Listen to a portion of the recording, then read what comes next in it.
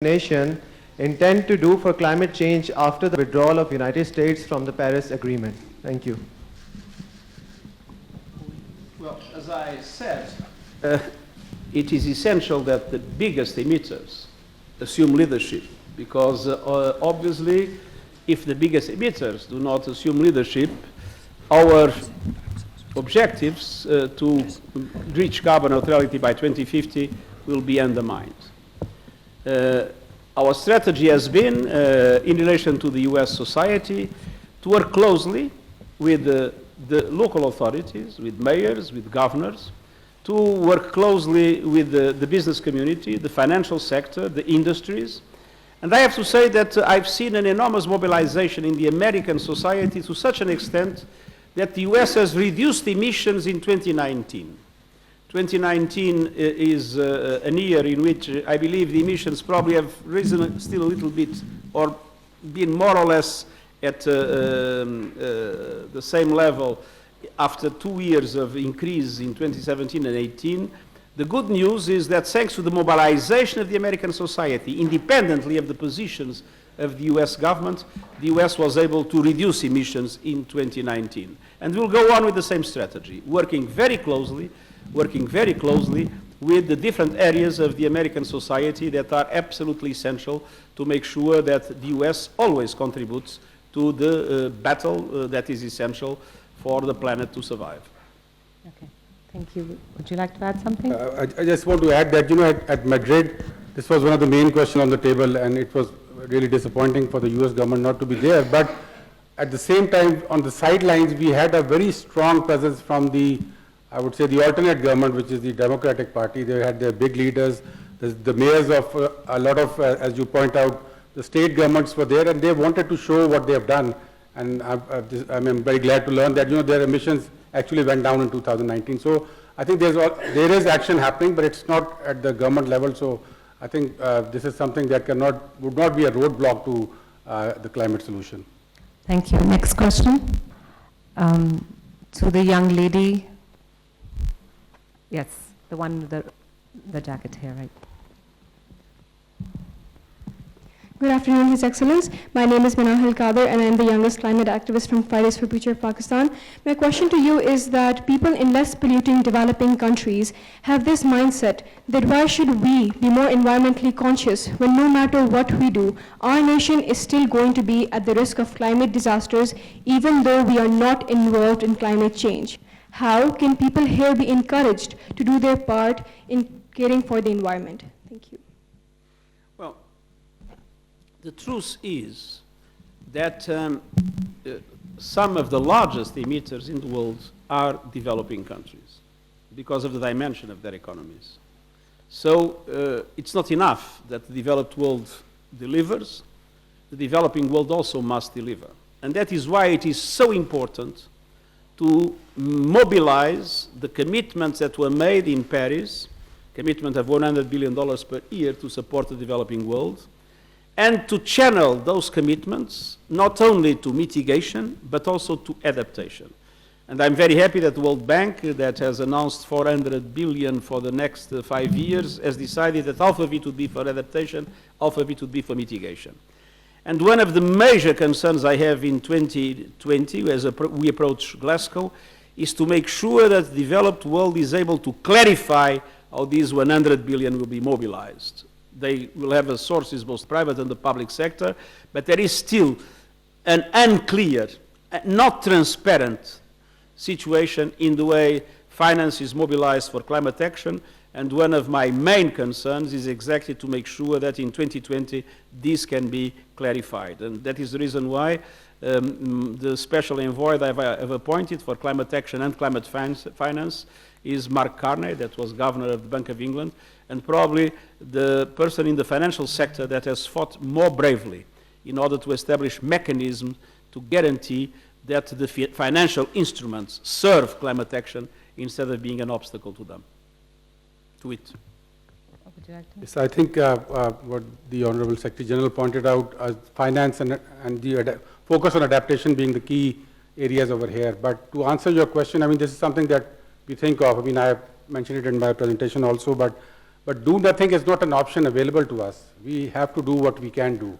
And I think that's what we are doing in Pakistan. We may not be doing enough, but we are not doing nothing. We are doing a lot and more than our share, and we will keep on doing it. And hopefully the Secretary General will get the world to get together in unity to do it also. Next question. Okay, I'm going to choose the women. So the lady in the corner. Good afternoon, His Excellency. Thank you very much for a very insightful talk. My name is Momi Salim, and I'm an environmental researcher and advocate based in Islamabad. As you have mentioned in your talk already, that over 90% of Pakistan's surface water resources are currently used for agriculture purposes. And climate change is already posing threat to our natural resources, especially water resources. So how do we ensure food security given that less water will be available for agriculture in coming years? Your thoughts on that, sir? Well, I think that I don't know the Pakistani agriculture in depth. I know a little bit more of my own country's agriculture. And I think that many countries in the world have a lot to do in order to improve the productivity of the use of water in agriculture. We sometimes still use too much water. I think at the same time we need to make sure, as it was mentioned, there are dramatic floods everywhere. We need to be able to capture the water of the floods and to use it instead of letting the floods just destroy the soil and have very dramatic consequences for the countries. So there is on one hand the question of management related to, and this of course requires infrastructure, and of course requires finance, in order to be able to better preserve the water resources we have. And of course I'm very worried with seeing melting the water in the glaciers in the Himalayas. I mean, I was recently in another country of the region, Bangladesh. The risks of the coastal area of Bangladesh being flooded by the sea is terrible. And of course, one other problem is as there is less water coming from the rivers, the salinization progresses, and that is another threat to agriculture. But again, I think we also need to do more everywhere. As I said, I don't know very well the Pakistani situation, to do more to use water in a more effective way. We sometimes waste a lot of water still with traditional practices, and there are situations in which we practically are able to produce agriculture in the desert. I mean, with the very well-managed forms of irrigation. Thank you. I just want to add to that the Recharge Pakistan project actually is a project to address that very issue. We have a lot of water in Pakistan.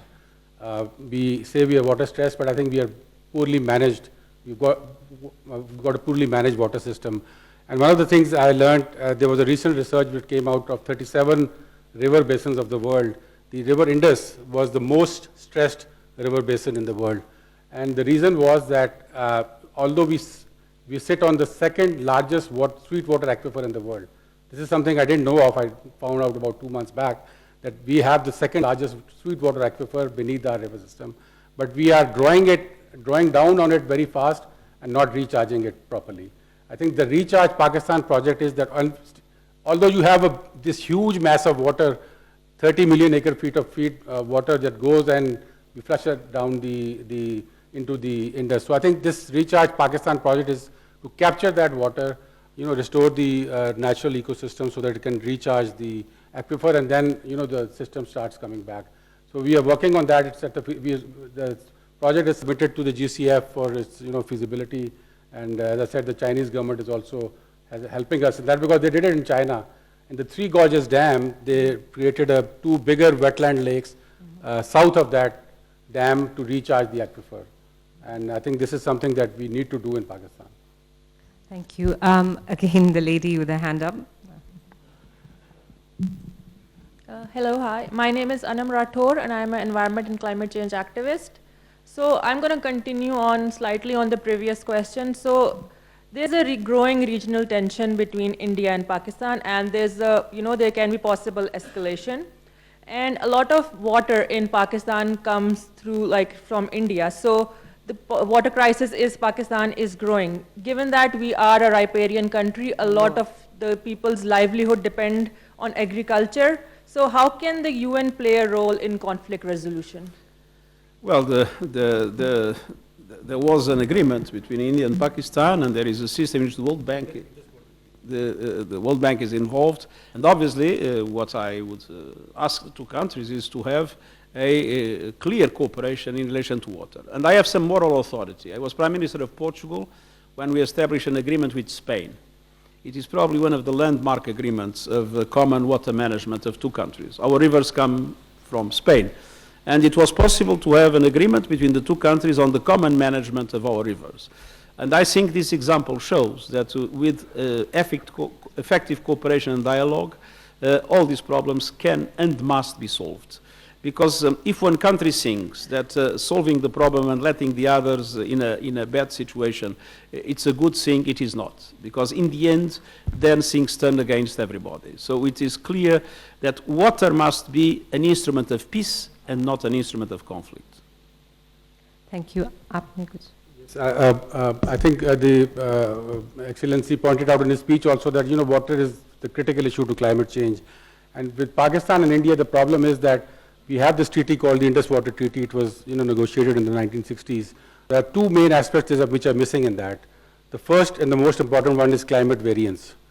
Now, under the Indus Water Treaty, the water that comes in, there are two main sources, monsoons and the glaciers. And both are affected by climate change now. But we have not discussed this climate variance. It needs to be discussed. And the other aspect is the aquifer that I talked about. This is an aquifer we share with India. It is not a part of the treaty. So, because the drawdown is so large, it started getting affected. So I think there needs to be a dialogue on this, but, at the moment, there's no chance with what is happening right now. Next question, okay, for the gender balance, the gentleman with the red tie. Mike, please.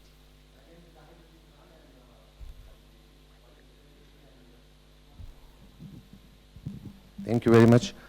My name is Zahid Latif Khan and I represent the capital market of Pakistan. It was quite heartening to listen to your speech, Excellency Antonio, that you mentioned that although Pakistan is getting affected from the environmental hazards, but it's not contributing towards the environment world over. So actually we have seen that internationally there are a few countries which have got the carbon exchange, carbon credit exchange. So I was just wondering that because of the lack of resources in Pakistan, how United Nations can help in establishing this sort of a thing so that people become more responsible in using the carbon emission. So this is my question. Thank you.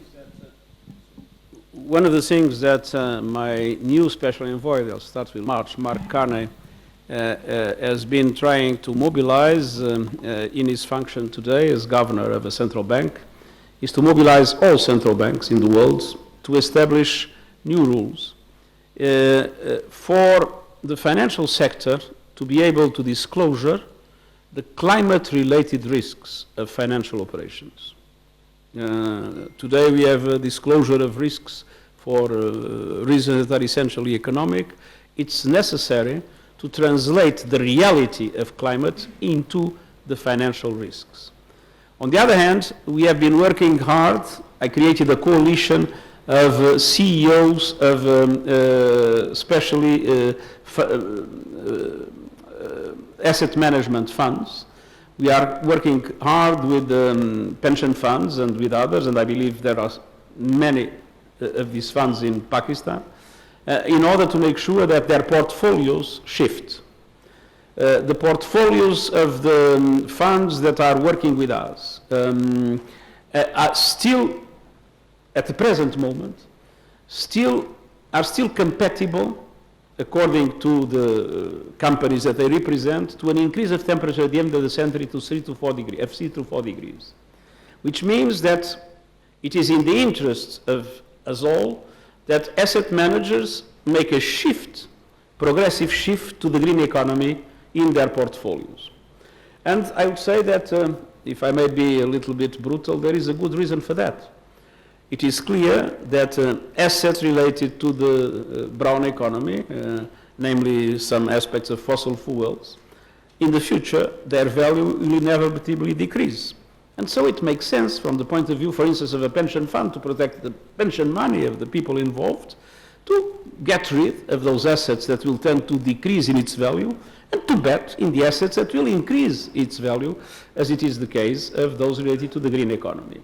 I have made personally a small investment in a fund, a green fund, and I have to say that that green fund is growing much more quickly than all the other small investments that I made, which means that the green economy is now the good economy, and it means that the financial sector is becoming, very interestingly, a driver pushing governments to change regulations, pushing governments, because some of these things require government regulations, pushing governments to assume more clearly responsibilities in this regard. So I'm very hopeful that the financial sector will become more and more an ally in climate action, based not on, in some cases based on, I would say, even a generous approach, because more and more companies and banks and institutions feel that their staff is concerned about climate action, that the children of those CEOs are concerned about these things. So there is a shift that is authentic.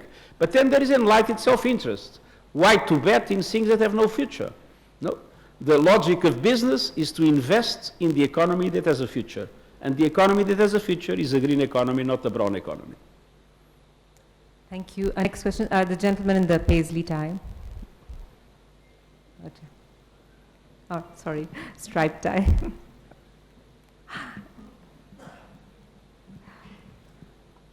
Thank you. Your Excellency, welcome to Islamabad and Pakistan. It's wonderful to have you here with us. Paris Agreement gave us a lot of hope. Mike, Mike. Is it working now? Yeah, yeah. So there was a lot of hope with the Paris Agreement, but for a lot of us in Pakistan and across the world, that hope is quickly turning to fear and tragedy. Given what's happening with the climate talks, we've seen disappointment after disappointment. How long do you think we can continue to base our collective hopes on climate negotiations that are led by some countries who've got different means of going about the negotiations? I guess my question to you is, climate is being disrupted. Is there a disruption needed within the climate talks, within the climate negotiations process to move things forward? Thank you. Well, it is true, if one looks at Madrid, that today governments are to a certain extent lagging behind what is happening in societies. But it is also true that the pressure is mounting, and is mounting for a number of reasons. First, there are economic reasons. The green economy is becoming the most profitable one. My country, Portugal, has launched recently a bid for solar energy, for a number of plants of solar energy. And they got in the proposals for that bid the cheapest price ever for electricity anywhere from whatever source. No, so it is clear, and much cheaper than coal and much cheaper than natural gas, that my country is closing the coal plants, one in 2021, the other in 2023. Natural gas will still remain part as a kind of a, system of equilibrium of the network, but the bet has been in the renewables. And they got now prices that are astounding. I think, if I remember well, $14 per megawatt hour. But these I'm not so sure, it's just by memory. Which means that, to invest in fossil fuel production of energy is a mistake for the future. It is to have more expensive electricity in the future, which doesn't make any sense. On the other hand, we see that in all other areas, the green economy is becoming the most attractive. So there is a pressure I mentioned from the financial sectors. On the other hand, in Europe, 2 years ago, and I speak for Europe because it's my area, 2 years ago, all the elections the key factor was migration. Last year, the key factor was climate. So public opinions are starting to put a lot of pressure on governments in relation to climate. And it's very interesting that because of that, the European governments have now committed, with the exception of Poland, but I mean, I hope that this problem will also be solved, to the carbon neutrality in 2050. Because the pressure of the electorate, I mean, was very clear. On the other hand, the movements of the civil society, the youth movement, is enormous. And I am quite convinced that we will witness in the next 1, 2, 3 years a much stronger commitment of governments to move forward. And I hope that it will be possible to translate it already in Glasgow. The key is the big emitters. And it's absolutely, more than 70 countries have committed already to carbon neutrality. But they represent only 15% of the emissions. The big emitters need to commit to the same objective. And we need now to do everything possible to make sure that the big emitters also assume that responsibility. And I think that there is also a growing conscience that in their countries that is needed. So we are not yet there. We are still losing the battle. But I think that the conditions are starting to be created for us to win the war. Thank you. Next question. The lady in the blue. Sorry, I'm going to go back to the women now. Assalamu alaikum.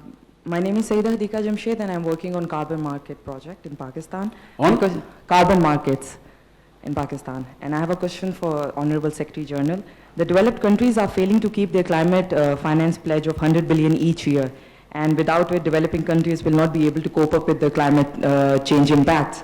So how exactly is the international community planning to ensure that this promise is fulfilled? Now, the question is to make sure that the commitments that were made, in particular the commitments to adaptation, are met. And this is what, as I said, we still need the clarification, and I hope that in Glasgow that clarification will be real. We are seeing also the mobilization of resources beyond that. We are seeing all the international financial institutions investing more and more money in these. We are seeing a big success, for instance, in green bonds everywhere. So I think there are reasons for hope beyond that. But one thing is clear, there were commitments made in Paris, namely by the developed countries. Those commitments need to be met in a transparent way. Would you like to add? Okay, next question, the gentleman in the yellow tie. Yes. Excellency, thank you very much. On behalf of the business community of Pakistan, I want to thank you for the sentiments expressed for the people of Pakistan. We love you too, sir. And sir, to achieve sustainable development, peace and security is a must. Peace and security is a must to achieve SDGs. Now, what is happening in Kashmir, it is affecting our economy, our business, and 220 million people, they have been waiting to listen to you, and those in Kashmir are expecting that you would play a role to ease their lives. It's 197 days that they are under oppression. Thank you. Well, thank you very much. First of all, I've always been strongly advocating the need for an enhanced dialogue between India and Pakistan, and even offered my good offices more than once. Of course, good offices can only be implemented if they are accepted by both parties. And we have been expressing very clearly the absolute need for human rights to be fully respected in Kashmir. By the way, if there has been any solid contribution for that, are the 2 reports that were presented by the Human Rights High Commissioner on the situation that I believe have had a very important role in clarifying the situation. So our strong commitment is clear. Human rights must be respected everywhere in the world, but also there. Thank you. Next question, the lady in white.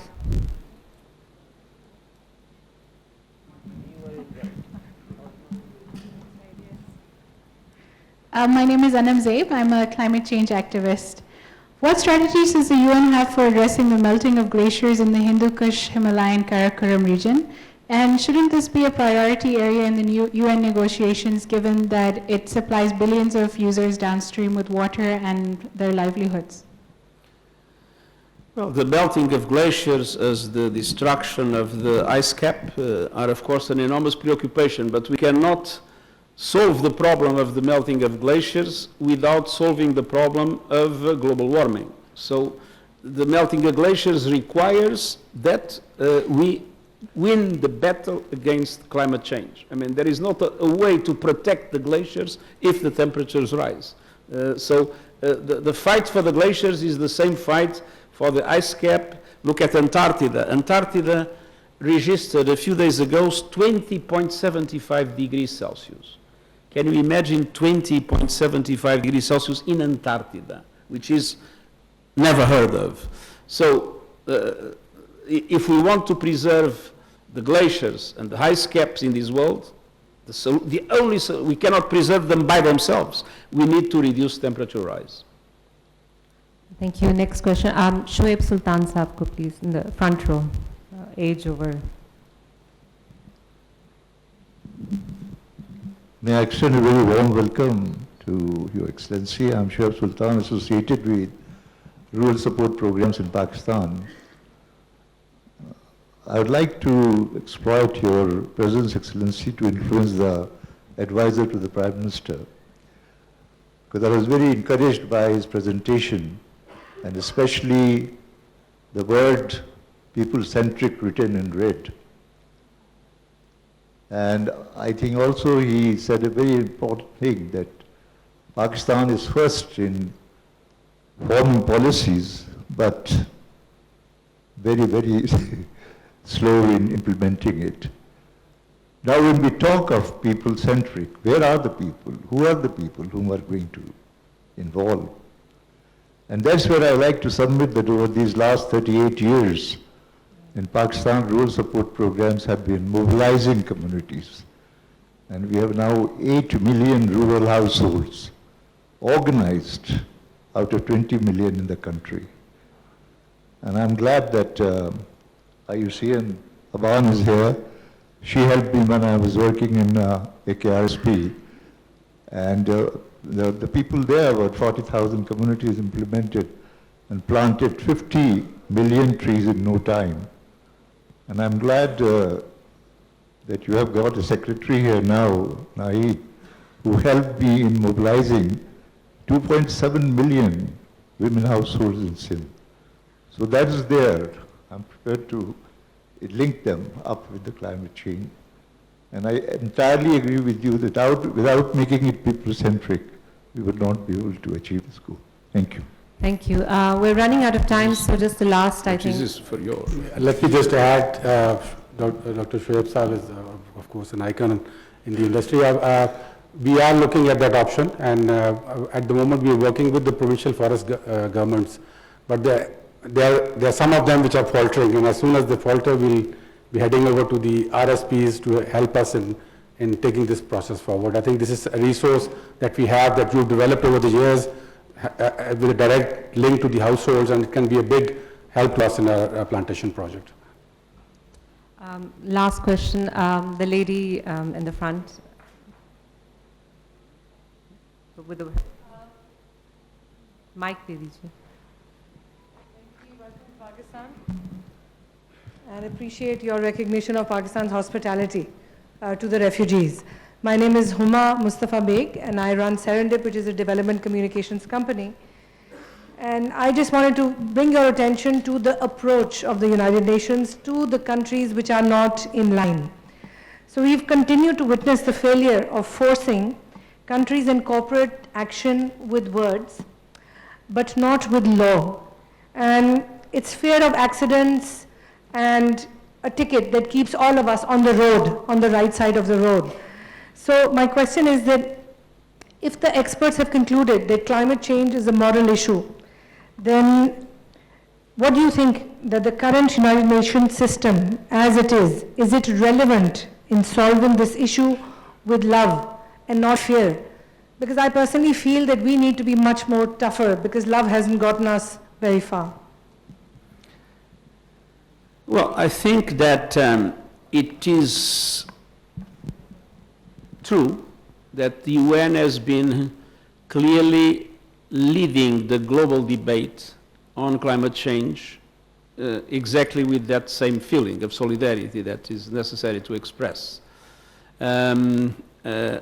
Obviously, we have an intergovernmental mechanism, which is the Conference of States Party.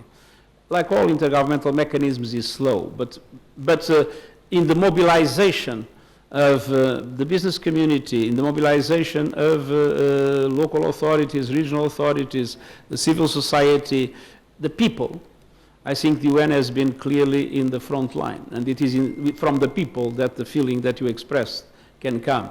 So these are things that are difficult to translate in international law. Even the Paris Agreement, as you know, is an agreement that is not entirely mandatory. I mean, all this was the compromise that was possible, and the Paris Agreement is not enough.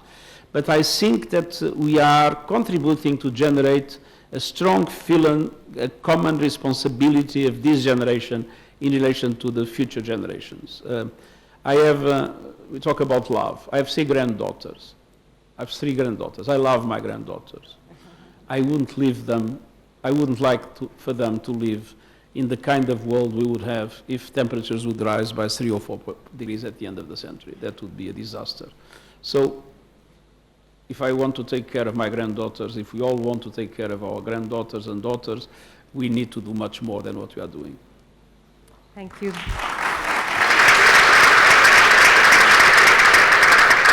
I think on that note, we're going to conclude the question and answer session. We've run out of time. I'd like to request the advisor to come onto the podium to say a few last words. I just wanted to thank His Excellency for coming here and for the deep, enlightening talk, the very deep understanding of climate change. But I think more importantly, we saw through the passion to solve the problem. I think that's what's come out, and we really thank you for that. And Pakistan is waiting for the climate problem to be solved. Thank you very much. And thank you very much, and a lot of success in all the programs that you have explained to us today.